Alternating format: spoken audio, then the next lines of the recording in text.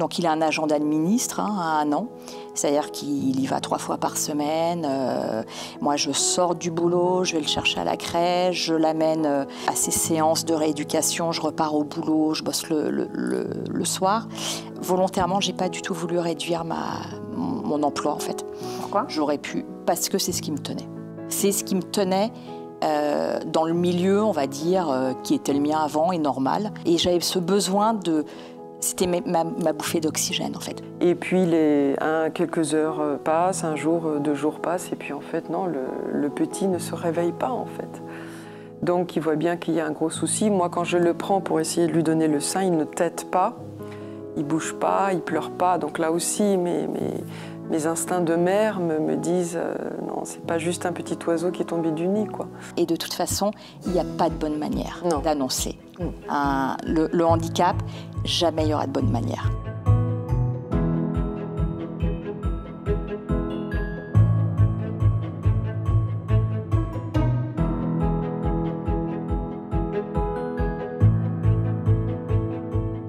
Devenir maman, c'est un grand chamboulement dans une vie, que ce soit son premier enfant ou son Xème enfant. Et quand en plus, cet enfant est en situation de handicap, c'est un bouleversement d'autant plus important. Je suis Marguerite de Ma Boussole Aidant, la plateforme d'information et d'orientation pour les aidants.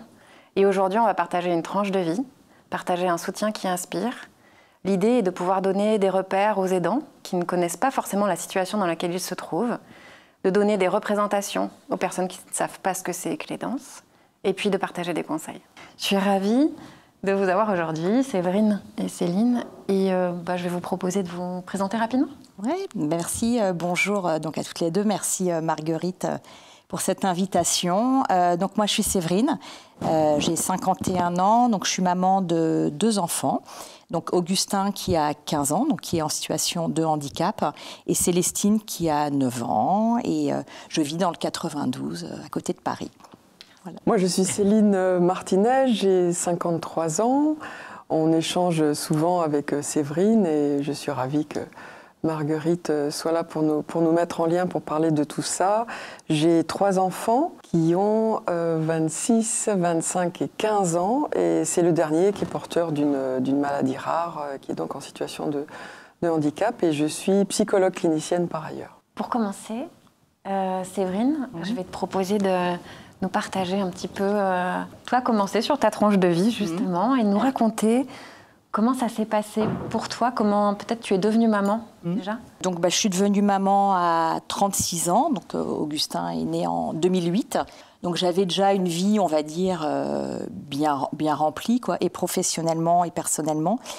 Puisque professionnellement, donc, j'étais directrice commerciale et marketing dans des groupes en fait, pour l'agroalimentaire, dans du packaging, en fait. Beaucoup de pression, quoi, des déplacements, voilà, un rythme bien dense, voilà, bien dense professionnellement, mais qui m'allait très bien, où je m'épanouissais tout à fait. Et parallèlement, donc, j'étais donc, avec un monsieur donc, qui est toujours aujourd'hui mon mari, qui avait trois enfants d'une première union. Donc on était déjà une famille recomposée, je dirais, donc 1 semaine sur 2. J'avais donc 3 enfants entre 5 et 12 ans à la maison. Donc je suis enceinte donc d'Augustin. Donc la grossesse se passe très très bien, quoi, vraiment, même grossesse idyllique, sans problème, puisque j'ai même travaillé jusqu'à 15 jours avant d'accoucher. Donc bon, voilà, non mais ça se passait plutôt pas mal, quoi. J'étais vraiment dans l'action. Augustin est né, bien sûr, à mes yeux, c'est la 8e merveille du monde. C'est la 8e merveille. Forcément. Et voilà, et je dirais, les 3 premiers mois de vie se passent complètement normalement. C'est-à-dire que il n'y a pas de question qui se pose. Il n'y a pas de question. Je suis une maman qui vient d'accoucher, qui a son bébé, voilà, qui vit. Alors, a posteriori aussi, j'ai eu des petites alertes, mais que j'ai pas pris comme problématique à ce moment-là. Oui. C'est-à-dire qu'Augustin est un bébé donc, qui dort très très bien la nuit, qui fait ses nuits à 2 mois, par contre, qui dort pas du tout la journée, qui pleure tout le temps. Donc, mais moi, c'est mon premier, je me dis, c'est normal, hein, on accepte un peu, voilà, on n'a pas de repères. Oui. Et puis, qui regarde pas dans les yeux. C'est-à-dire qu'il regarde, il n'a pas cette fixation, en fait, ce contact, en fait, avec le regard de l'autre. Il regarde vraiment au-dessus des cheveux. Bon, voilà, puis souvent, des gens me disent, ah, coucou, t'es où? T'es dans la lune. Voilà, ça c'est quelque chose qui revient souvent. T'es dans la lune, il est dans la lune, ton fils. Bon, et puis voilà, il va en crèche.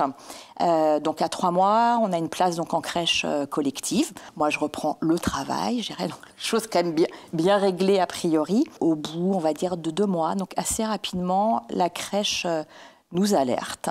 Alors bien sûr avec des pincettes, puisqu'ils ne peuvent pas de toute façon dire quoi que ce soit sur un plan médical, mais on nous dit, voilà, votre petit garçon, au regard des autres, en plus ils en ont 20 sous les yeux, donc ils peuvent vraiment comparer avec des âges très très proches, on dit, voilà, il ne se développe pas quand même comme les autres. Bon, alors là, quand même, ce jour-là, je me prends quand même une première douche. C'est-à-dire que je sors et je me dis, il me parle, mince, il y a un problème, il y a quelque chose qui ne va pas. Donc là, je me souviens que ce jour-là, quand même, je suis dans la voiture, dans la rue, je pleure toute seule au volant de ma voiture en me disant, mais qu'est-ce qui se passe, quoi ? Il y a un truc qui ne va pas. Et tu sais quoi faire à ce moment-là ? Et non, et là, je ne sais pas quoi faire. Je me souviens juste, je me dis, tiens, mince, il y a quelque chose qui ne va pas. Et je crois qu'on voit, donc là, c'est la direction de la crèche, et on voit après le médecin de la crèche. Où là, on nous dit, bah oui, effectivement, ça serait bien. Donc, d'abord, on fait des investigations au niveau auditif et visuel, parce que c'est des choses chez un tout petit qu'on regarde en premier. Et là, quand même, je sens qu'il y a quelque chose qui se passe. Et notamment, quand la crèche nous dit, bon, on va vous accompagner. Et là, je me dis, mais ils vont nous accompagner dans quoi ? Voilà. Donc, mais quelque part, il se passe quand même. Je sens que le décor. Voilà. C'est-à-dire que c'est des chocs, ça. C'est des mots en fait qui te disent. Il y a quelque chose qui s'enclenche. Qui s'enclenche. Alors que c'est pas vraiment dit. Exactement. Mais au fond de toi, tu sais qu'il y a quelque chose à faire. Donc là, moi étant quand même très dans l'action, je me dis, oh là là, qu'est-ce qui se passe ? Je suis à Paris. Vite, j'appelle des copines médecins. Je regarde avec la pédiatre en ville pour avoir très très rapidement en fait un rendez-vous en neuropédiatrie en fait. Donc ce que j'obtiens assez rapidement. Et là, je dirais, le pied est mis. C'est-à-dire qu'on rentre donc à l'hôpital et là, effectivement, toute une batterie de tests s'ensuit. Donc, on fait tous les tests génétiques possibles. Donc, on nous dit juste hypotonie. Voilà. Donc, moi, mon fils, il a 4 mois. On me dit, il est hypotonique. Manque de tonus. Hypotonique, manque de tonus. Manque de tonus musculaire, c'est-à-dire que c'est un peu comme des poupées de chiffon, c'est-à-dire un peu mou, voilà, effectivement. C'est vrai que moi, quand je le change, je me dis, il n'est pas super dynamique, il ne bouge pas trop ses jambes. Je me dis, tant mieux, je vais pouvoir le laisser. Bon, il ne faut pas qu'il y ait certaines personnes qui m'écoutent mais plus longtemps sur la table allongée. C'est-à-dire que je le traduis positivement, c'est-à-dire que oui, voilà, je me dis, effectivement, tu le prends comme il est, quoi. Je le prends comme il est. Donc là, après une batterie de tests, on ne trouve rien. C'est-à-dire qu'on fait tous les tests génétiques. Et alors là, effectivement, aussi, quelque chose quand même d'assez anxiogène, c'est quand on dit qu'on va tester une certaine maladie, un certain syndrome, donc Angelman, Prader-Willi, l'X-fragile, tout ce qu'on connaît. Tu vas sur Internet, puis tu regardes les caractéristiques de ce syndrome. Puis alors là, tu vois ton fils dans tout. C'est-à-dire que tu te dis, ah bah oui, c'est ça. Là, c'est forcément ça. Là, on va avoir une réponse. Et puis non, donc tous les mois, c'est des portes qui s'ouvrent. C'est des portes qui s'ouvrent et qui se referment. Ouais. Voilà. Alors en même temps, quand ça se referme, tu te dis aussi, ouf, ça se referme. Donc ça ouvre quand même le champ des possibles. Mais c'est des ascenseurs quand même. C'est des ascenseurs émotionnels. Ouais, c'est des ascenseurs émotionnels parce que donc moi, à chaque fois que la porte se referme, je le transforme en positif en me disant, je le mets pas dans une case. Voilà, je le mets pas derrière des statistiques aussi. Derrière des probabilités qui fassent ci, qui sachent marcher, qui sachent parler, qui sachent... Et puis, petit à petit, c'est l'hôpital, qui nous parle de CAMS. Alors là, pareil, on rentre dans un autre milieu avec des acronymes de partout, donc on ne connaît pas. Moi, je me dis, mais un CAMS, mais qu'est-ce que c'est que ça ? Et donc, c'est un centre d'action médico-socio précoce, en fait, qui accueille les enfants de 0 à 6 ans qui vont avoir une particularité dans leur neurodéveloppement et où tu as tout un plateau technique de psychomotricité, de kiné, d'éducateurs, et où éventuellement ils ont aussi pour rôle d'orientation. Voilà, selon les enfants. Donc, tu as beaucoup de grands prématurés, en fait, dans ces centres, des trisomiques, et puis tous les troubles non connus comme le nôtre. Moi, j'ai besoin que ça avance, donc tout de suite, je prends rendez-vous. Je veux avoir le rendez-vous le plus tôt possible, en fait, pour qu'on m'explique qu'il soit pris en charge. Je te serre la main. Voilà. Et c'est vrai que je pense que c'est ça aussi qui me sauve, moi, quelque part, c'est cette action. Oui. Et donc là, on obtient un rendez-vous donc, au CAMS et là, il est pris en charge très rapidement. Donc là, il a 9 mois. Donc il est parmi les plus petits. Et là, on navigue. Donc il a plein de prises en charge, mais on ne sait pas ce qu'il a. Voilà.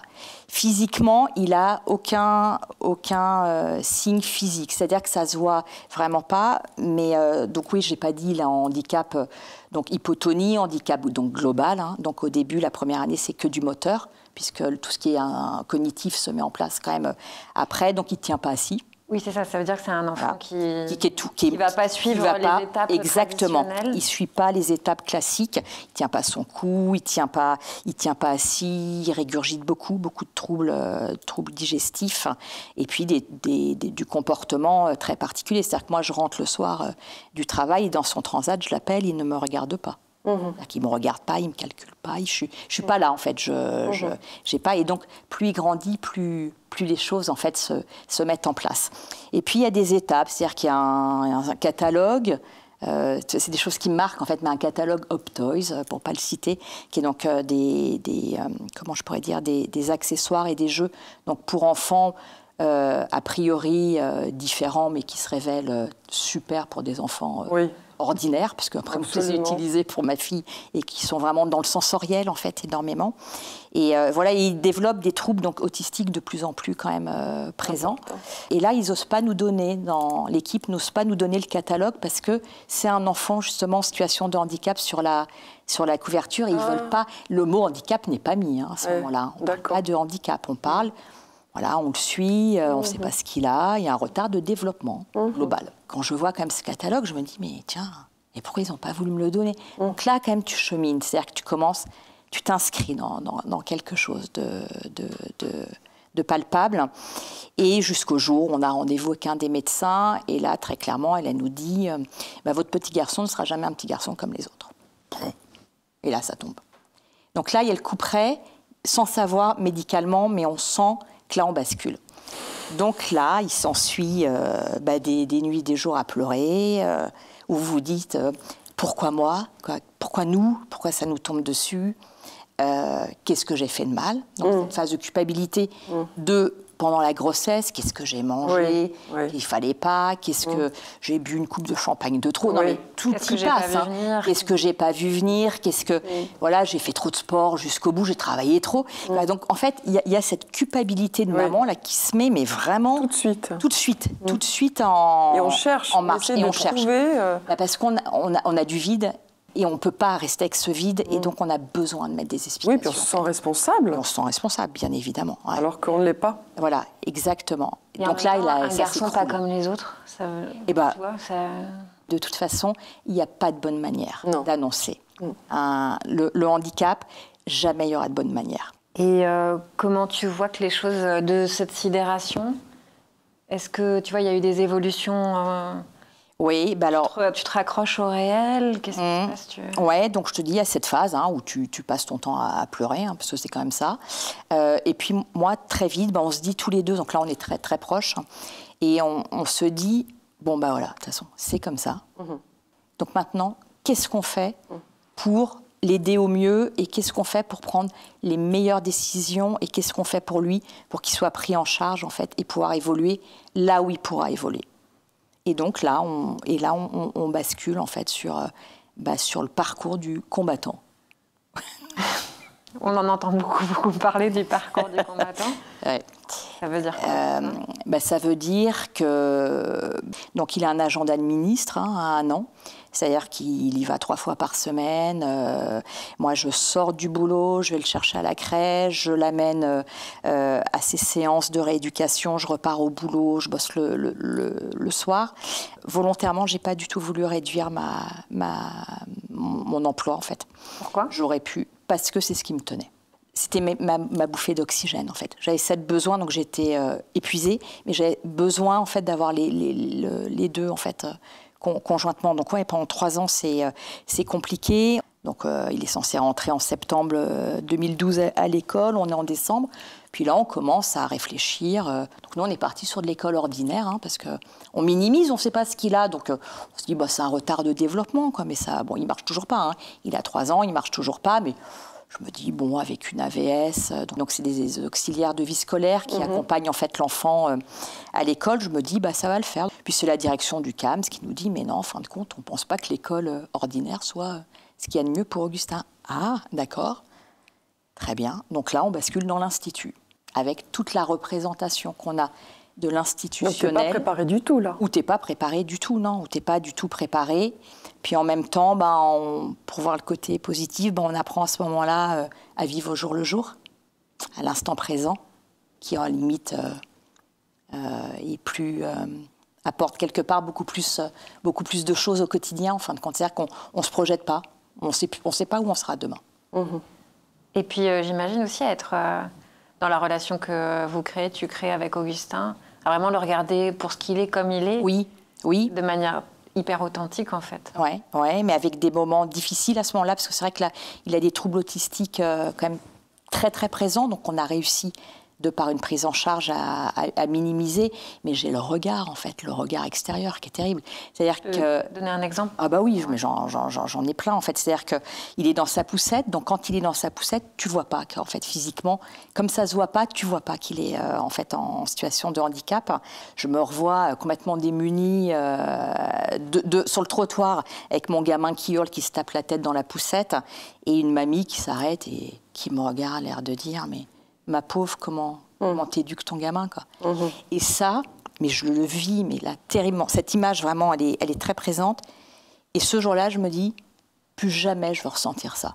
Plus jamais je dois ressentir de la honte ou de mal faire avec mon enfant.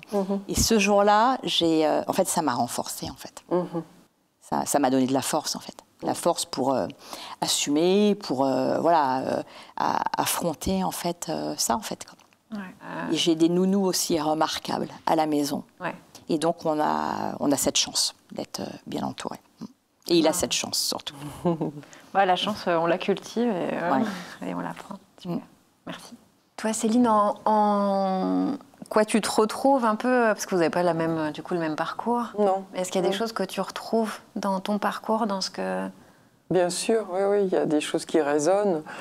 Pour poursuivre un petit peu le déroulé, c'est vrai que le moment du diagnostic, comme tu disais, il n'y a pas une bonne formule, mais j'ai envie de dire maintenant, avec le recul, que j'aimerais qu'il y ait au moins un cadre qui puisse être posé. C'est vrai qu'on n'arrivera jamais à dire quelque chose d'aussi fort et d'aussi particulier à une maman et à des parents et à une famille, parce qu'on oublie toujours que le diagnostic, il est donné aux parents, mais finalement, il y a toute la famille aussi derrière. C'est toute cette transmission de l'information qui est très particulière sur des fratries, quelquefois, ou des personnes qui sont plus âgées, et qui va comprendre quoi. Et c'est vraiment pas simple. Et l'utilisation des mots, le mot juste, enfant en situation de handicap, enfant différent, enfant extraordinaire, en tout cas, c'est un autre monde. C'est sûr que c'est un autre monde. Et nous, on est propulsés dedans très très vite.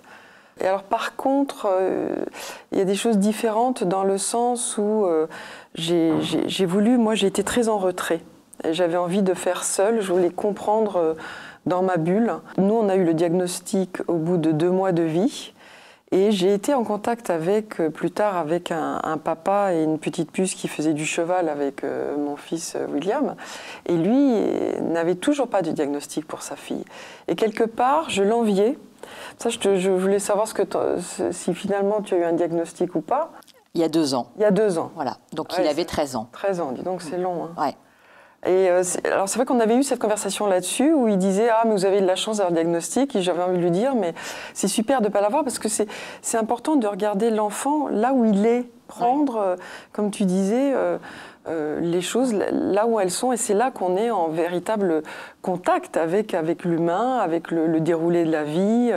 Moi, c'est ça tout ce que j'ai retiré de cette expérience absolument fascinante, quoi. C'est que tout d'un coup, on balaye toutes les injonctions, on balaye l'ordre établi, le truc linéaire, c'est tout qui explose. Alors c'est vrai que c'est dérangeant, c'est déroutant, on est mal parce que c'est de l'inconnu. C'est vraiment de la grande inconnue, mais on a des forces hallucinantes, l'enfant aussi, et on arrive à se construire, voilà, un premier petit monde pour essayer d'aller dans la vie.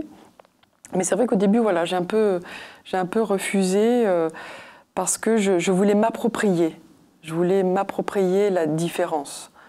Et je ne voulais pas qu'on m'impose, faire partie. Alors là, par exemple, mon fils a le syndrome de Prader-Willi. Et il y avait une association, Prader-Willi. Et j'ai une amie qui m'a dit, mais tu sais, l'hôpital de Necker est très très bien sur la recherche génétique, etc. Et c'est vrai que j'ai eu un filon magnifique. C'est un des plus grands hôpitaux d'Europe.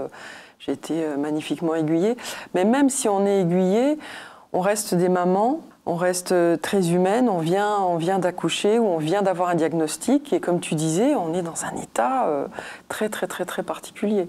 Dans un état très particulier, il faut du temps. Il faut du temps pour intégrer tout ça. Il faut vraiment du temps. La sidération là, que Séverine décrit, tu l'as vécue aussi, toi? Oui. Moi, je l'ai vécu et en plus avec de la colère, c'est-à-dire que je présageais que quelque chose allait arriver parce que c'était un troisième. Donc, j'avais bien perçu que dans le ventre, il ne bougeait pas. Et en parlant avec une psy plus tard, en fait, c'est terrible hein, ce que je veux dire, mais j'ai l'impression d'avoir porté un enfant qui était mort parce qu'il ne bougeait pas. Et toutes ces intuitions et tout ce dont tu as parlé quand tu disais les petits signes, tout ça, il faut y croire ça. Il faut les écouter. Ça, c'est ce qu'on a... Ouais. C'est vraiment ce qu'on appelle les petites émergences. Là, je lis beaucoup sur l'intuition. Je trouve que c'est passionnant, cette capacité qu'on a, nous, humains, à sentir les choses, mais à ne pas les croire. Parce qu'on sera en face des sachants, parce qu'on ne fait pas partie du grand groupe de la moyenne.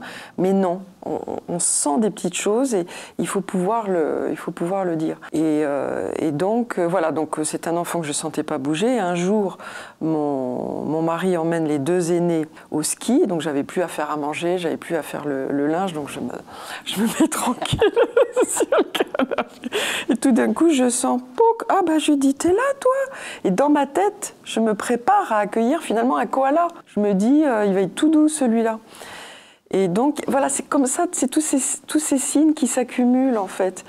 Et l'accouchement qui se passe, entre guillemets, pas bien, normalement je suis déclenchée. Et là, je vois l'accoucheur qui est à côté de moi et qui surveille, vous savez, comment on dit, là, le SG, enfin le rythme cardiaque du bébé, quoi. Oui. Voilà, sur le monitoring. Et ça n'allait pas du tout. Donc il me parlait pour me rendre cool. Mais très très vite, on me met une charlotte, on me dit, il faut vous faire une césarienne d'urgence. Et voilà, et tout ça, je me dis, bon, là, on continue sur un fil là, qui ne me plaît pas, mais je reste très froide, je reste très calme. On m'allonge et on me fait comprendre que l'enfant va arriver en 5 minutes. C'est pas un accouchement de 5 heures. Parce que moi, la césarienne, je ne me repère pas le truc, quoi. Et puis l'enfant arrive et on m'avait dit, vous l'aurez près de vous, etc. Et l'enfant n'est pas près de moi et je ne l'entends pas pleurer. Et donc, tout ça, ce sont des annonces, j'ai envie de dire, silencieuses et fortes, quoi. Et donc, je suis isolée par rapport à lui, parce que lui, il est pris en charge pour être réanimé. Et au bout d'un moment, je commence à demander. Je dis, je voudrais quand même voir mon enfant, est-ce que je peux le voir, etc. On me dit, ok, mais il y a eu un petit souci. Donc là aussi, c'est l'annonce la plus délicate possible. Mais mon mari est un peu venu me voir. Il y avait un autre médecin, ils avaient des têtes qui n'avaient pas l'air très joyeuses. Donc là aussi, je pressentais quelque chose. Et donc, mon brancard vient se mettre à côté de lui. Et lui, il est complètement écrasé comme une grenouille sur sa petite couche de nouveau-né. Et là, je me dis, OK. Donc là, ça ne va pas.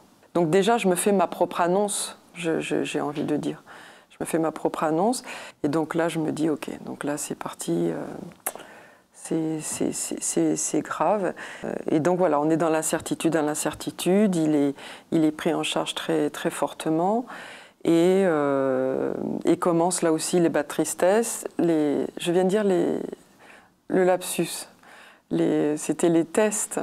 Les batteries de test. Les batteries de test, et j'ai dit les batteries de tristesse. Et donc, mais c'est ça, on est très triste, on est très attaqué, on est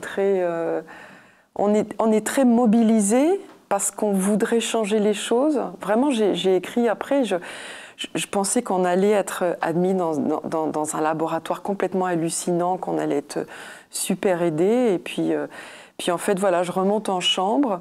L'enfant est placé sous couveuse parce qu'on se dit qu'il est fatigué par la grossesse et l'accouchement, etc. Et puis quelques heures passent, un jour, 2 jours passent, et puis en fait non, le petit ne se réveille pas en fait. Donc il voit bien qu'il y a un gros souci. Moi quand je le prends pour essayer de lui donner le sein, il ne tète pas, il bouge pas, il pleure pas. Donc là aussi mes instincts de mère me disent non, c'est pas juste un petit oiseau qui est tombé du nid quoi. Donc, là, on te dit qu'il va y avoir des tests de voilà, réaliser.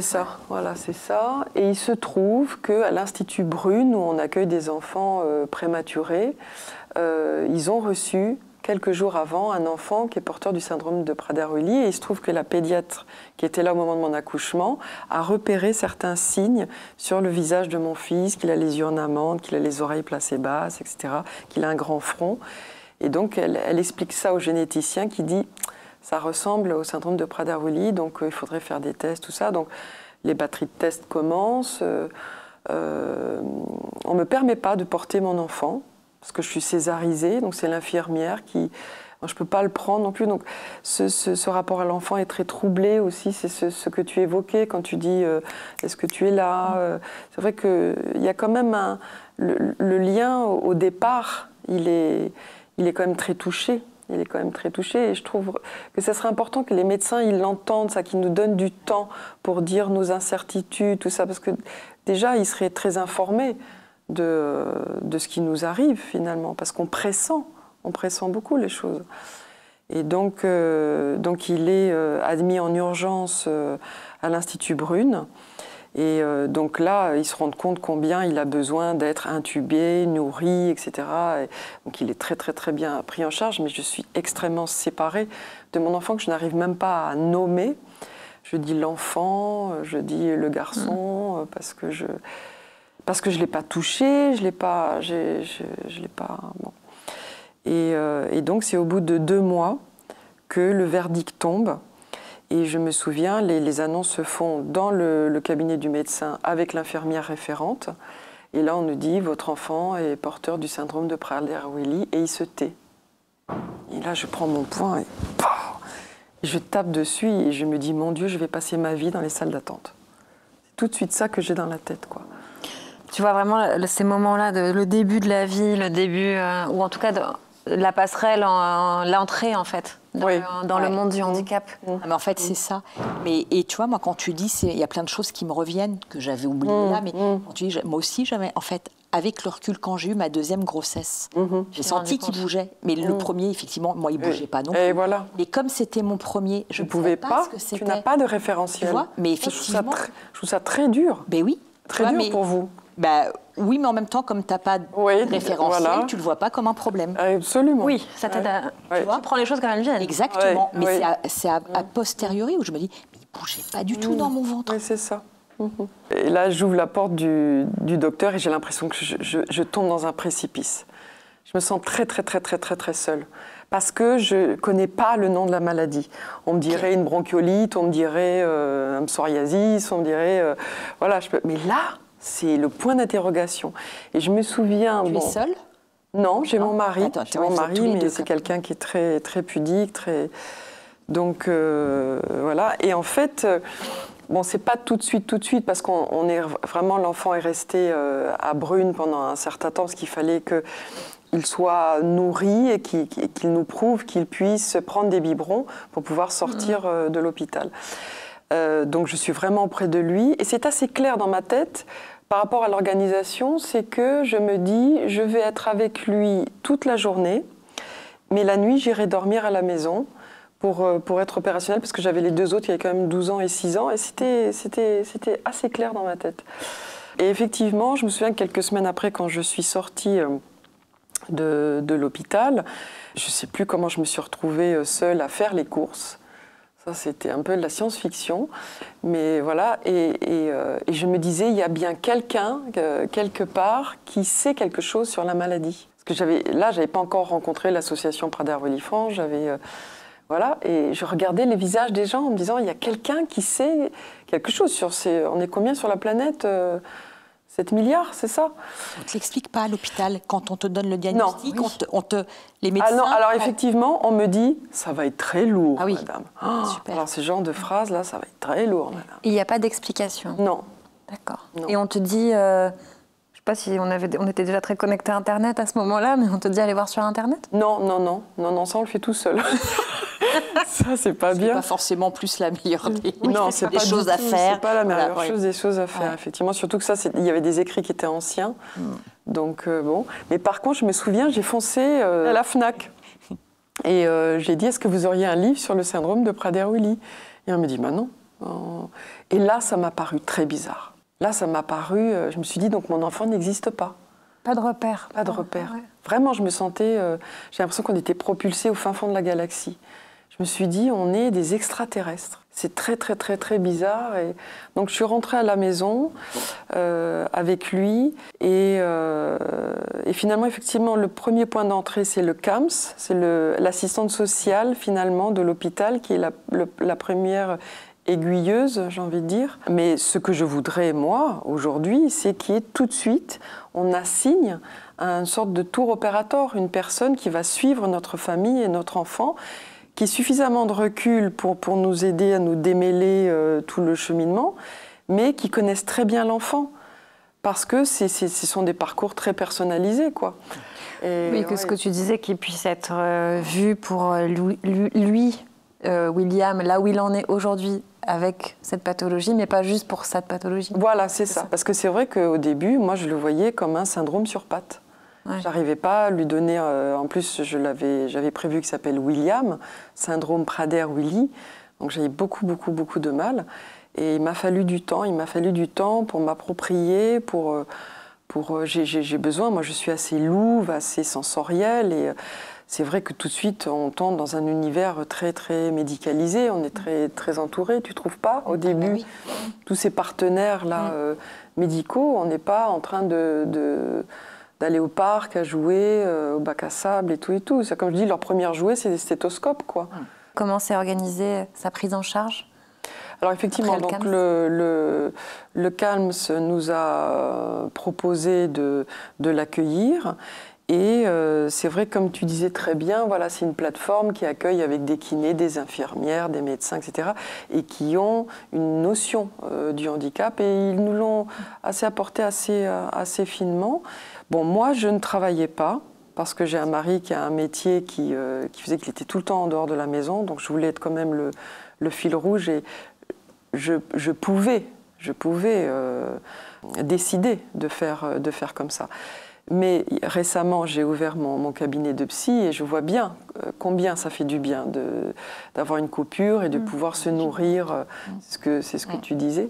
Oui, et au travers de tout ce parcours qui se déroule, ça veut dire que toi, oui, tu as toute cette organisation-là, tes autres enfants aussi qui grandissent, dont il faut s'occuper. On est le référentiel majeur. Ouais. On est le chef d'orchestre, parce que c'est par nous que transitent toutes les informations, les dossiers médicaux, les signatures, les décisions, les choix des praticiens aussi. Parce que, comme je dis, c'est ça qui est difficile. Quelquefois, vous avez des gens qui sont super bien formés ou des ponts qui connaissent par exemple très bien la maladie, mais ils sont à 800 km de chez vous. Et moi, mon credo, c'est faire peu, faire simple et le faire très bien. Donc je me dis, bon, on va essayer de trouver autour de nous pour que ce soit vivable, pour qu'on continue de vivre. Et tu arrives à être dans l'instant présent? Parce que j'imagine, j'ai l'impression, tu vois, quand tu décris, que tu es en train d'anticiper le coup d'après, le rendez-vous, aller chercher... Il m'a fallu du temps pour être dans le temps présent. Il m'a fallu du temps. Je me suis dit, pendant qu'il est hypotone, c'est-à-dire sans tonus, qu'il ne me parle pas, etc., j'ai un petit peu de temps pour pouvoir aller pêcher les informations et comme, entre guillemets, préparer le décor du théâtre, quoi. Et je me suis dit, au moment où les rééducations vont faire effet, qu'il va tenir sa tête, que si, que là, bah, je serai prête, quoi, quelque part. Et bon, parce que j'ai une formation de psy, donc je me disais, là, les petits neurones, ils sont en train de pousser tout doucement. Ce dont il a besoin, c'est de dormir. Et d'ailleurs, c'est ma fille qui m'a beaucoup... qui m'a époustouflée, c'est que j'étais, comme tu dis, à essayer de tout prépenser, etc., et continuer à faire que les enfants mangent bien, qu'ils soient bien habillés, qu'on tienne le coup, parce qu'il faut tenir le coup. Et à un moment donné, je l'avais mis au salon, avec un petit décor un petit peu autour de lui, et je venais bouger sa tête toutes les 30 minutes pour qu'il puisse voir autre chose. Puis un jour, j'arrive, et en fait, ma fille s'était allongée à côté de lui, et lui tenait la main. Et je me suis dit, mais ça suffit. Arrête, calme-toi, ça suffit. C'est très bien comme ça. Et elle lisait son bouquin, il n'y avait pas besoin de faire du gymkhana et des sauts périlleux. Et les enfants, ils sont incroyables pour ça. Ils sont incroyables pour ça. Mais comme tu disais, voilà, on est tous complémentaires. On a chacun notre partition. J'aime bien ce mot. Parce que c'est une sacrée symphonie qui est en train de démarrer. Et puis chacun fait sa part. Et on fait ce qu'on peut. Et c'est très bien. Et je vous pose la question à toutes les deux, mais il y a un moment où tu t'es dit, au-delà du fait d'être maman, je suis aidante. Non, non. Super question, ça. Non, moi, je ne me suis pas dit ça du tout. C'est quelqu'un un jour qui me l'a dit et ça m'a sauvée. Hein. Toi, ça s'est passé comment ? Déjà, il faut quand même remettre le mot d'aidant dans le contexte, c'est-à-dire que c'est quand même très récent. Comme notion, c'est récent, ça a quoi je parle sous contrôle là, mais une dizaine d'années. Oui. Quelque chose comme ça. Donc nous, au début, c'est un mot qu'on voit nulle part. Pas de représentation. Il n'y a pas de représentation, il n'y a pas de société. statut. Parce qu'aujourd'hui, c'est un vrai statut. Il n'y a pas de représentation dans la société. Et comme t'es maman, je pense que c'est peut-être encore différent quand tu accompagnes un conjoint qui a eu une maladie, un handicap, ou les parents. Mais comme c'est ton enfant, en fait, t'es maman. Et tu ne vois pas le rôle à côté. Mais moi, ça a quand même changé ma vie quand j'ai vu cette notion d'aidant. Moi aussi. Donc je pense que je l'ai vu, je pense peut-être dans les journaux. Ah oui ? En fait, je sais même pas. Tu sais pas ? Mais moi, c'est quand j'ai vu vraiment cette notion, ce statut, je me suis dit, ah mais ouais. En fin de compte, on est maman, on est infirmière, on est secrétaire, tu je sais pas combien de casquettes. Coach. Ouais. Et donc, non, et ça, c'est vrai que c'est quelque chose dont il faut parler parce qu'il y a encore. Aujourd'hui, on estime, je ne sais plus, entre 8 et 11 millions d'aidants en France. 11 et 15, C'est où 11 et 15, c'est complètement sous-estimé, puisqu'il y a toutes les mamans comme nous, il y a 12 ans, qui ne s'imaginaient pas, ou les papas aidants, voire même des enfants qui sont aidants, des jeunes enfants. Oui. C'est important, c'est important de l'entendre parce que ça remet vraiment l'église au milieu du village, quoi, quand même. Ça donne du sens, vraiment. Et moi, en tout cas, ça m'a permis de prendre du recul aussi. C'est ce que j'allais aussi. Et de me dire qu'il faut se faire aider. Absolument. Et ça explique notre épuisement, ça explique qu'on soit impacté financièrement, ça explique tellement de choses. Parce qu'on se exactement. Dit, mais j'ai merdé, j'ai pas fait ça correctement, ma maison ressemble à je sais pas quoi, on n'a plus la force de travailler, c'est la honte, etc. Et en fait, non. En fait, non, c'est une situation qui est particulière, qui résonne avec une situation extrême. Et c'est sûr que tout le monde dit nous sommes des aimants ou des aimantes, oui, mais on est aidant, c'est-à-dire qu'on fait on a une double ou une triple vie, comme on disait. Ouais. Et ça prend du temps à pouvoir le réaliser, vraiment ? Moi, j'ai réalisé très vite, et ça m'a fait beaucoup de bien tout de suite. Ça a été une vraie révélation. Mais c'est ça, c'est une révélation. C'est-à-dire que, et je pense qu'il y a beaucoup de gens à qui ça fait ça, il faut l'entendre. Même moi, souvent, je dis encore à des personnes, mais vous êtes aidant. Non, c'est normal, je le fais, je suis sa maman. Oui, mais il y a des limites. Et à quel moment on met le curseur et à quel moment il faut se faire aider, faire confiance, passer le relais pour justement garder ces bons moments du présent. Et ça, est-ce que c'est quelque chose... Je suis surprise et agréablement que vous me disiez non, moi j'ai cette conscience-là. Donc je trouve que c'est super. Et est-ce que du coup ça va jusqu'à... Oula, ça veut dire qu'il faut aussi que je me préserve et que je trouve du relais, du soutien. Vous avez été en recherche du coup, vous ? Oui, il m'a fallu du temps pour accepter parce que tout ce qui était de l'ordre du plaisir devenait un luxe. Parce qu'effectivement, on est de religion judéo-chrétienne, tout ça. Donc c'est vrai, aider un proche... c'est la priorité. Donc il faut un petit peu de temps, mais après quand on comprend que c'est vital et parce que ça va être un marathon, c'est comme des sportifs, on est comme des sportifs de haut niveau. Voilà, moi toi aussi tu sens ça. Et donc, effectivement, il faut oser, il faut... Oui, ça dure pas 4 heures, quoi. Non, t'es pas en sprint. Non. T'es en vraie course de fond. Ouais.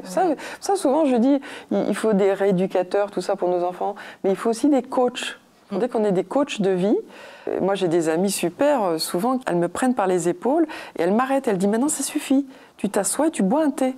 Et c'est vrai qu'il faut m'arrêter. Parce que à l'époque, voilà, j'avais 34 ans, j'avais la force, je me disais, il faut que je le stimule, il faut que je fasse ci, il faut que je fasse ça, etc. J'étais partie comme un bulldozer, quoi. Et au bout d'un moment, voilà, on ne se rend pas compte que... voilà, on s'essouffle. Ça, c'est le terme. On s'essouffle et on ne le voit pas.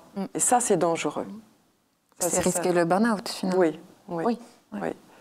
Donc, moi, je suis allée 2 fois au burn-out et j'ai appris à réguler, plus l'explication de la définition de l'aidant. Là, voilà, maintenant, je compose avec finalement cette acceptation de la réalité, de dire, voilà, c'est pas parce ça m'ennuie qu'il ne devienne pas autonome, parce que je trouve ça triste et je trouve ça grave en France, qu'on ne leur donne pas la possibilité d'évoluer quand même dans une certaine vie, d'une certaine dignité, dans un pays qui est quand même riche, quoi. Ça me coûte toujours. Mais voilà, de pouvoir chacun prendre sa place et être, comme je disais, avec ce qu'on a et avec ce qu'on peut. C'est ça la vraie vie, quoi. C'est pour ça que maintenant, le stress ambiant, ça me... Toi aussi ? Oui, alors après, ça, il y a peut-être aussi la maturité.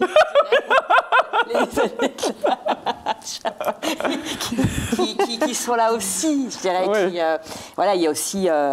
Mais tu ne trouves pas que ça nous fait maturer quand même très vite ? Ah bah si, parce que sur les jeunes aidants, ça se voit. Hein. Oui. Ah bah, moi, je le vois, toi, c'est ton dernier, moi, c'est mon premier. Oui. Moi, j'ai ma deuxième derrière. Et, tu vois les choses d'une autre manière. Ah bah oui. Et en même temps, alors, c'est pas le sujet là, mais moi, le handicap sur Augustin m'a permis de savourer ma deuxième grossesse et mon deuxième, en fait. C'est-à-dire que je me suis émerveillée sur, justement, le temps présent, tous ces petits bonheurs de l'étape d'un bébé que je n'aurais jamais savouré autant si je n'avais pas eu le handicap. Oui, tout paraît exceptionnel. Tout paraît exceptionnel. Bon, sans vouloir faire de généralité, mais souvent, les personnes qui sont en situation de handicap, elles ne trichent pas, quoi. Elles sont là. Oui, voilà, c'est ça. Et ça apprend. C'est aussi des leçons. Mais pour nous-mêmes aussi. Hein, pour nous-mêmes, bien sûr. Je lui dis, je suis vieille, je ne peux plus, je ne peux pas. Ou alors, je me souviens quand il était tout petit, qu'il ne pouvait pas bouger, il ne pouvait pas bouger sa tête, il ne pouvait pas téter, etc. À un moment donné, je lui dis, mon amour, je vais me coucher parce que les humains, ils dorment. Et je me suis dit, pendant 6 heures, je ne vais pas le surveiller, etc. Mais je suis humaine, je ne peux pas faire plus. Et ça, c'était très, très fort. C'était très, très fort de dire les choses en l'état. Je ne peux pas. Je ne peux pas. Et ça, c'est hyper important, ce que tu dis là, je pense. C'est voilà, les gens qui vont nous écouter, les personnes, c'est vraiment ça, c'est ça, s'autoriser à dire je ne peux plus ou j'en peux plus. Moi, je sais qu'avec mon mari, ça a été un pacte, en fait, où on s'est autorisé très rapidement à dire quand on n'en pouvait plus de lui, mais vraiment, ou surtout sur les troubles du comportement, c'est raide. Oui, là, les émotions, elles peuvent aller très, très... Ah bah oui, c'est-à-dire que moi, t'as juste envie de balancer ton gamin par la fenêtre. T'as la raison qui t'a... Ne le faites pas. Voilà. Non, mais en fait, ça, c'est des émotions, des ressentis normal, en fait, naturel. Et en fait, nous, on s'autorisait à se le dire et donc à passer le relais. C'est-à-dire quand il y en a un de nous deux qui disait, alors là, j'en peux plus, je sais pas ce que je vais en faire. Hop, tout de suite, l'autre, il arrivait donc avec une charge émotionnelle beaucoup amoindrie, parce qu'il n'était pas forcément là, on n'a pas le vécu de cette situation. Ok, là, je prends le relais et j'ai autorisé les enfants aussi à le faire. C'est-à-dire que les grands, donc les demi-frères et sœurs, et la petite aujourd'hui, où j'aurais toujours dit, moi j'en ai marre par moment, j'en peux plus. Bien oui. Il m'épuise. Donc vous avez le droit aussi. Vous avez le droit d'en avoir marre, vous avez le droit d'avoir votre univers. Et ça, quand on autorise les gens, parce qu'on ne s'autorise pas en fait, même l'entourage, il y a beaucoup de retenue sur plein de choses, même la famille, les amis, c'est non, autorisez-vous à vous dire, voilà, ça vous gonfle. Ok, tu le dis, et puis en fait, ça fait du bien. Oui, absolument. Nous, je sais que c'est ça. Et j'ai envie de dire aussi que même l'enfant porteur de handicap. Moi, je sais, mon fils, à un moment donné, quand il voit que mon téléphone est ouvert, que j'ai fait le code, etc., il y a une liste VIP. Alors, il appelle tout le monde. Super content. Alors, j'essaie de récupérer le téléphone, parce que ça peut durer des heures. Et alors, il arrive à attraper le téléphone, et un jour, il a claqué la porte, il a dit « Laisse-moi faire ma vie ». Bon, parce qu'aujourd'hui, il a 15 ans, mais même un peu avant. Cette phrase, il me l'a dite. C'est vrai qu'on est tout le temps auprès d'eux, on est en vigilance quand même assez extrême, en stimulation, surstimulation, etc. Il ne faut pas oublier qu'ils en ont marre au bout d'un moment, mais qu'ils soient petits ou âgés, à un moment donné, ils en ont ras-le-bol. Et je trouve que c'est bien aussi que voilà, chacun aussi prend sa place dans son cheminement, dans sa zone. Tout à l'heure, on parlait des dents familiales. C'est vrai que moi, j'ai eu besoin de ce répit même avant de connaître ce mot. C'est-à-dire que ça faisait aussi partie de... Moi, je pense que j'ai eu besoin vraiment beaucoup de me préserver dans mon individualité. En fait. Mais t'as bien je ne sais pas, mais en tout cas, c'était un besoin nécessaire. Tu t'es écouté et c'est tu t'es préservé. Voilà, moi, je l'ai pas fait absolument du tout, à faire du sport. Voilà, j'avais ces besoins de voir mes copines. Je vois, j'ai quand même... nous, c'est très important, mais au niveau des amis, par exemple, on a les mêmes qu'il y a 15 ans, en fait. C'est-à-dire qu'il n'y a personne qui... Personne nous a tourné le dos avec le handicap, ou on est resté... on a à peu près, modulo, bien sûr, Augustin, qu'il faut accompagner de par toutes ses particularités, mais on a globalement la même vie. Et c'est-à-dire ça aussi, c'est un pacte qu'on est passé. On se dit, voilà, on est dans le handicap. Alors, bien sûr, on va vivre à son rythme, hein, parce que, mais il va vivre aussi au nôtre. Et c'est-à-dire qu'on ne va pas s'interdire des choses parce qu'on a un enfant handicapé. Alors, il y a eu des moments chauds, hein, quand on part au Mexique... quand il a 4 ans et qu'on fait tous les temples alors qu'il est en poussette, on a eu des petits moments voilà, avec de l'avion, des moments compliqués. Hein, mais voilà, moi, j'avais besoin de passer de continuer à vivre, entre guillemets, quasi normalement pour pouvoir supporter, en fait. Et ce que j'entends, c'est que mine de rien, il y a comme une forme, je peux le dire ce mot-là, mais un peu de pacte, tu vois, avec l'entourage intime et plus élargi, en fait, on va tous composer avec ça. Voilà. Donc chacun vient comme il est avec ça, mais on est honnête, on est transparent et finalement on se soutient. C'est un peu ça. Et est-ce que vous êtes allé chercher, tu as parlé de l'association Prader de Willy, vous êtes allé chercher du soutien dans des assos ou des trucs comme ça? Toi non? Non. Moi non plus. De toute façon, je ne sais pas dans quelle association d'ailleurs je serais allée, puisque de toute façon, moi, je n'avais pas de diagnostic. Donc, c'était un peu compliqué d'aller sur des maladies rares, éventuellement. Oui, c'est ça, mais c'est moins évident forcément. Voilà. Et moi, j'avais besoin de sortir du milieu du handicap. Moi, j'étais toute la journée avec mon gamin, quelque part, dans l'institution, voilà, où on côtoie que des enfants handicapés. Donc, j'avais besoin à l'extérieur de m'extraire de ça et pas de vivre que dans le handicap, en fait. C'est-à-dire que je n'ai pas éprouvé ce besoin d'aller dans des associations. Voilà. Mais je sais qu'il y a des personnes, il faut s'écouter, là encore, c'est chacun. Il y a des personnes qui ça a sauvé d'aller dans des associations. Ouais. Oui, puis en même temps, comme tu le disais, toi, via l'Institut, tu as eu j'ai envie de dire des services. Oui. Tu vois, quand on te propose du répit, voilà. Ça t'a été apporté comme ça. Donc c'est vrai que Augustin, parce qu'on s'est arrêté à la crèche, mais est rentré quand il avait 4 ans, donc dans un IEM à Paris, dans lequel il est encore. Donc, ça fait 12 ans qu'il y est. Et effectivement, c'est juste sa deuxième maison, quoi. C'est-à-dire que là encore, des gens juste formidables, qui le stimulent. Il a donc tout sur place, là, c'est-à-dire qu'il a à la fois l'école, le côté éducatif et le plateau technique, puisqu'il a besoin de beaucoup de kinés, de psychomotes, d'ergothérapie, tout ça. Donc là, moi, je respire. Voilà, il y est très bien, il est très heureux, il s'épanouit, et puis il va à son rythme, en fait. Ouais. Voilà. Et moi, c'est ce qui m'importe aujourd'hui, c'est-à-dire qu'il soit heureux avec ses capacités, ses limites, voilà. Et puis on le poussera au maximum de là où il peut aller, mais il est heureux, en fait.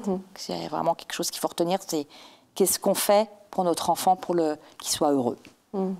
Oui, ça me fait penser à la phrase d'un des psychiatres qui gère la maladie de mon enfant, qui disait aller vers les autonomies possibles. J'aime bien ce mot. Et surtout, qu'on puisse échanger. C'est important. Ça, je trouve, par exemple, quand un enfant vient au monde avec des particularités, qu'il soit d'abord bien posturé pour qu'on puisse avoir le regard.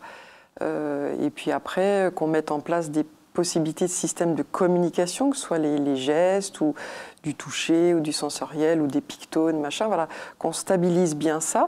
Comme ça, voilà, après, on peut construire une vie qui ait du sens. Une vie qui ait du sens, parce que c'est ça, je pense, qui doit faire peur.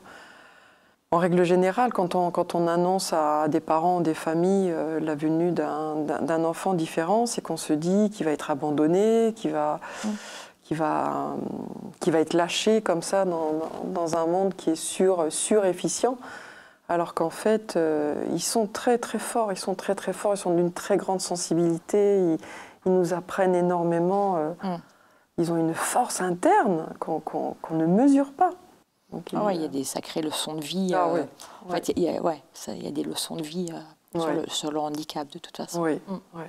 Avant qu'on conclue, parce qu'on va devoir à un moment conclure cet échange, j'aimerais bien que vous puissiez nous donner, enfin en tout cas donner aux mamans et aussi aux papas qui nous écoutent, vos conseils, peut-être vous en tant que maman, vous en tant que thérapeute. Voilà, ce qui vous vient là, les messages que vous auriez envie de passer. Donc moi, en tant que maman, je dirais aux parents, bien sûr, aux mamans et aux papas, faites-vous confiance, en fait, déjà, avec tous ces petits ressentis dont on a parlé au début, puis voilà, même face au corps médical. Le corps médical est là pour apporter sa technicité, mais voilà, il voit votre enfant sur un laps de temps très court. Voilà, donc faites-vous confiance, notamment quand les mamans sentent ou les papas qu'il y a quelque chose qui ne va pas. Donc faites confiance à votre enfant. Faites confiance quand on peut, effectivement, aux professionnels qui nous entourent. Ça, c'est vraiment très, très important pour moi. Et en tant que thérapeute, je dirais, n'hésitez pas à vous faire accompagner avec les moyens aujourd'hui qui existent, notamment sur un plan, je dirais, psychologique de lâcher prise. Osez à tous les niveaux et autorisez-vous plus en pouvoir, être dans l'épuisement et puis vous faire accompagner avant que ça craque. Voilà. Donc moi, c'est vrai que je me suis spécialisée, alors c'était pas voulu au départ, mais sur les aidants familiaux. C'est à la fin en fait de tout mon cursus en hypnose où je me suis dit mais c'est un outil fabuleux en fin de compte pour les aidants, quoi. J'ai trouvé vraiment plein de leviers dedans pour remettre en mouvement, en fait, pas rester bloqué. Oui, parce que c'est ce que tu disais tout à l'heure, quand on nous annonce le handicap, on a l'impression de se figer. Exactement. Et donc, tu peux avec l'hypnose et plein d'outils aussi de PNL ou de MDR, travailler en fait sur ces chocs, en fait, pour leur redonner une autre perception et adoucir, en fait, adoucir la vie avec le handicap. Et voilà, il y a plein de choses qui existent et ça permet de rendre plus facile, je dirais, la difficulté qu'on rencontre. Moi, ce qui me vient à l'esprit, c'est à un moment donné quand William a dû rentrer en institut médico-éducatif parce qu'à l'école, il était très grand et il n'avait pas ce qu'on disait l'enseignante référente, le code couleur ou le code chiffre. Il n'avait pas le code chiffre et le code couleur. Donc, puis moi, je présageais qu'il allait être un peu déprimé parce que, comme ils sont un petit peu en deçà souvent au niveau des apprentissages, je me suis dit ça va être trop lourd, cette énergie dans la cour de récré, les apprentissages qui avancent fort quand même, ça ne doit pas être simple. Ce sont des livres de Alexandre Jolian qui m'ont aidé, L'éloge de la lenteur. Ça m'a vraiment beaucoup aidé. Et ensuite, c'est vrai que d'avoir traversé 2 burn-out, j'aurais dû en faire qu'un, mais il m'a fallu un deuxième pour que je comprenne bien. C'est vrai que forcément, il y a un avant, il y a un après. On ne va pas vers la catastrophe, on va vers des révélations, on va vers un autre soi-même qui est plus enrichi, qui est plus profond, qui est plus authentique. Et j'aime bien ce que tu dis, se faire confiance, oser, c'est vraiment allumer les feux verts sur cette nouveauté en fait. C'est comme une île qu'on va découvrir, donc oser ouvrir le rideau. Ce que tu dis me fait penser à un proverbe que j'aime beaucoup, qui est de Sénèque, qui dit « La vie, ce n'est pas d'apprendre... en fait, la vie, ce n'est pas d'attendre que les orages passent, mais d'apprendre à danser sous la pluie. » Et je pense que notre vie avec le handicap, voilà, et de façon générale, avec les épreuves, de toute façon, de façon générale, en fait, est résumée. Non. Et on n'en a pas parlé, puis après, c'est le droit, effectivement, osez, autorisez-vous le droit au répit, voilà, et d'aller chercher de l'aide avec des professionnels, des plateformes. Oui, c'est pour ça aussi qu'on a créé Ma Boussole Aidant. Exactement, qui est d'une grande aide très complète. Et, pour danser sous la pluie. Oui, exactement, pour bien danser sous la pluie avec des belles bottes. Et on avait une dernière question à vous poser qui est issue des questions qu'on nous pose, nous, souvent sur les réseaux. On a brossé large, quand même, mais on a beaucoup parlé de vos rapports à vos fils. de vous en tant que maman. Et il y a des questions qu'on nous pose régulièrement sur finalement comment je préserve l'équilibre familial dans tout ça. Bah déjà, il y a l'équilibre dans le couple, déjà, et puis après, avec les autres enfants, s'il y en a, puis la famille au sens large, descendant, ascendant. Au niveau du couple, je dirais, comme de la fratrie, il faut s'octroyer des moments, absolument, sans la personne en situation de handicap. C'est-à-dire qu'il faut, là aussi, s'autoriser, oser, la laisser. Alors, c'est pas toujours simple, je dis, attention, je dis pas que on n'est pas dans un monde tout rose, mais quand on peut le faire, d'où je reviens aux plateformes et au droit au répit, non mais c'est important, moi c'est vraiment une notion, ça qui me tient vraiment à cœur, et, parce que c'est ce qui change tout, vraiment. Et c'est s'octroyer ces moments intimes, donc quand c'est avec son mari, s'autoriser à partir quelque part, peut-être même qu'un week-end, mais ensemble à deux, des soirées à deux, en tout cas se prendre des rendez-vous en fait. Et avec les enfants, pareil, c'est-à-dire que l'autre fratrie, il faut de temps en temps être tout seul, mais je dirais comme à la limite n'importe quelle fratrie. Exactement ce que je me disais. Tu vois, j'ai lu dans tes pensées. Non mais c'est bien, ça s'applique d'autant plus. Ça s'applique aussi, voilà, mais ça s'applique d'autant plus parce que l'autre enfant dans la fratrie, il se fait discret quand même. Quand ils arrivent après, en tout cas, ils disent « Ouh là là, papa et maman, là, ils ont assez de galères, donc je vais me mettre un peu... » Et eux aussi, ils ne s'autorisent pas, je pense, des choses. Donc, voilà, et leur dire, on en revient tout à l'heure, c'est « T'as le droit d'en avoir marre, t'as le droit de... » C'est vraiment l'idée d'allumer les feux verts. Voilà, exactement. Allumer les feux verts pour tout le monde. Voilà. Et que chacun ait sa place. Oui, en fait. C'est pour ça que je trouve très important de rappeler que, oui, d'accord, on est aidant ou aidante, mais avant, on est femme, on est homme, on est mari, épouse, on est frère, on est sœur. Et il ne faut pas l'oublier, c'est super important. Donc, pour répondre à la question comment je compose, c'est vrai qu'à un moment donné, c'est une amie qui m'a dit que pour les départs en vacances, il faisait ils structuraient différemment leurs vacances. C'est-à-dire qu'il y avait une petite partie où ils partaient un petit peu tous ensemble, mais pas trop longtemps, pour ne pas arriver à des situations de stress ou de crise, et ensuite séparés. Et c'est vrai qu'au début, on se sent un peu malhabile, malaisé, mais en fait, c'est très bien, parce qu'au contraire, on va bien se nourrir entièrement, on va se retrouver dans sa zone de confort pour ensuite se retrouver mieux. C'est se ressourcer, en fait. Oui, ça, c'est vraiment vital. Ouais. C'est vraiment vital. Ça, vraiment, il ne faut pas louper le coche et se dire « non, non, je vais y arriver ». Vraiment, si une porte s'ouvre, il faut vraiment oser. Et ce que j'ai envie de dire aussi, c'est que c'est vrai que pendant ce laps de temps où on va, entre guillemets, laisser notre enfant porteur de différence à des personnes qu'on ne connaît pas, qui ne le connaissent pas parfaitement, etc., ok. Il va peut-être pas avoir le bas appareillé avec le haut, il n'aura pas la bonne chaussure, c'est pas grave, ça va durer 48 heures, mais il va rien se passer de dramatique. Ça aussi, il faut un petit peu lâcher prise là-dessus.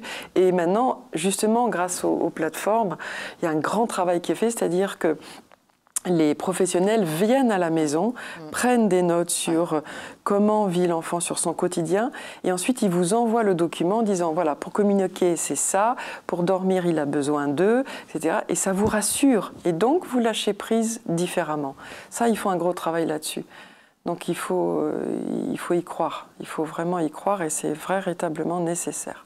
C'est finalement ce que j'en retiens, c'est aussi préserver la singularité de chaque relation et les voir chacune aussi de manière bilatérale et dans leur ensemble. Et il faut, pour préserver une forme d'équilibre, passer un petit peu de temps sur chacun de ces... Oui, c'est vrai qu'il faut un peu compartimenter, mais voilà. Demander, poser des questions aux besoins du mari, de la femme, de l'enfant, de quoi tu as besoin en fait. Mais c'est vrai qu'on n'a pas forcément, quand on n'a pas forcément conscience qu'un service existe. Bah oui, voilà, c'est ça. On n'a même pas forcément conscience que c'est un besoin, vu qu'il faut les chercher. Pas forcément. En fait, c'est ça. Et c'est là où il y a encore beaucoup à faire. C'est pour ça qu'il faut communiquer vraiment sur les aidants, le statut d'aidant familial, vraiment ce que c'est, ça représente, le droit au répit, voilà, toutes ces choses-là. Et même, quand on pense quand même que, je crois que c'est en 2030, un salarié sur 4 sera aidant familial. Ça fait partie entièrement de la politique RSE. Oui, oui, c'est un enjeu. C'est un enjeu humain et financier. Voilà, exactement. Les gens qui ne vont pas s'en occuper, les leaders qui ne s'en occuperont pas, ils vont se retrouver ils vont passer à côté de plein de choses. Lourdes. Ouais. Bah, de toute façon, moi je suis certaine que face à ce qui arrive, on va tous devoir composer avec ça, on va tous s'adapter. Oui. Donc effectivement... C'est vrai que nous, on est propulsés tout de suite. Alors que dans le cycle naturel de la vie, on deviendra tous aidants. Mais c'est vrai que là, il y a une notion d'intensité qui est très forte pour certains. Certains ont vraiment des vies Ça, je pense que c'est aussi quelque chose à dire, parce que ici, on vous écoute par rapport à vos histoires de vie, vos tranches de vie. Mais chacun a la singularité de sa propre expérience. Et ce que vous avez raconté chacune ne s'applique pas forcément à l'autre, ne s'applique pas forcément à une autre personne. Et tout le monde va vivre des degrés d'intensité différentes. Et effectivement, quand on aide un enfant versus quand on aide un parent ou un conjoint, tout est différent. Il y a plein de composantes de vie. Est-ce qu'on a un travail? Est-ce qu'on a de la famille autour? Est-ce que... On a plein de choses qui font que ces expériences vont être... Mais le socle commun, c'est la fragilité. Oui. On traite de quoi? On traite de la fragilité, la nôtre, la leur, des anciens, des jeunes. Et qu'est-ce qu'on fait tous pour ça? C'est vrai que c'est mieux de faire simple et de faire de façon, j'ai envie de dire, fluide, quoi. S'il vous plaît. Voilà, que ce soit fluide, je crois que c'est ça. Ça nous aiderait beaucoup. Il y en a qui entendent ça, la fluidité. Bon, en tout cas, je voulais vous remercier toutes les deux d'avoir partagé votre témoignage. Oui. Je retiens une notion, je vous le dis avec mes mots, mais c'est autour d'écouter. En fait, s'écouter soi, écouter sa petite voix dans sa vulnérabilité, son authenticité. Et regarder l'autre aussi, écouter l'autre pour ce qu'il est, comme il est. Et c'est dans ça aussi qu'on va pouvoir, comme tu dis, se faire confiance, oser, mais aussi écouter ses propres limites et aller regarder ce qui va pouvoir aider autour pour, voilà, encore une fois, faire que ce rôle d'aidant qu'on n'avait pas forcément prévu d'endosser, eh ben, on puisse le vivre, entre guillemets, le plus sereinement possible, dans la durée, etc. Encore merci à vous. Et puis, on se retrouve bientôt pour une prochaine session de Tranche de vie.